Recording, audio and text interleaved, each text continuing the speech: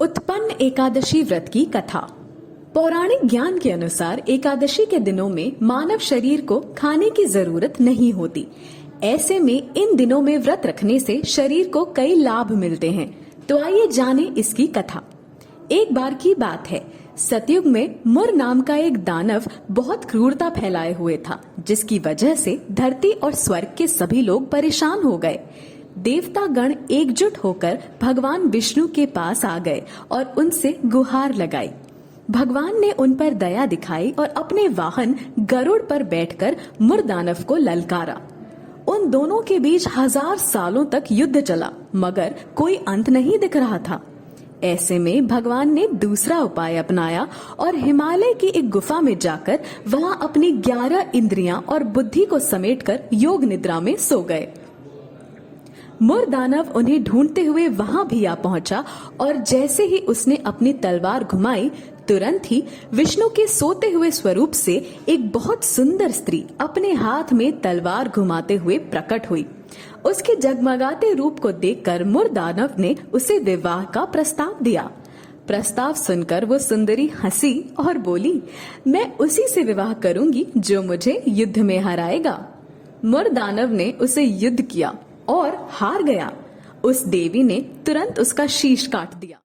इतना शोर सुनकर भगवान विष्णु की निद्रा भंग हुई तो उन्होंने अपने सामने उस सुंदर स्त्री को मुर दानव के कटे हुए सिर के साथ देखा। उन्होंने उसे आशीष दिया और क्योंकि वो उनकी 11 इंद्रियों से निकली थी, उनका नाम एकादशी रखा गया। देवी एकादशी ने कहा कि जो कोई उनके नाम पर एकादशी व्रत करेगा और अपनी 11 इंद्रियों पर वश रखेगा, उसे सभी सुख संपत्ति प्राप्त होगी।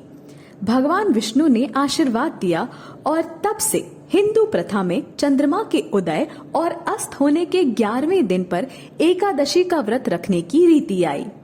इन दिनों में व्रत रखने से ऐसा माना जाता है कि आध्यात्मिक और मानसिक शक्तियों में बढ़ोतरी होती है और मनुष्य के निम्न कर्म कम हो जाते हैं। एकादशी का व्रत कैसे करें? एकादशी का व्रत एक सूर्योदय से दूसरे सूर्योदय तक होता है, यानी कि 24 घंटे तक इसे रखना चाहिए। इस समय में आध्यात्मिक कर्म को बढ़ावा दिया जाता है। भगवत गीता और अन्य पौराणिक ग्रंथों का पाठ करने की सलाह दी जाती है। भगवान विष्णु एवं श्री कृष्ण के मंदिर जरूर जाना चाहिए। एकादशी व्रत के लाभ।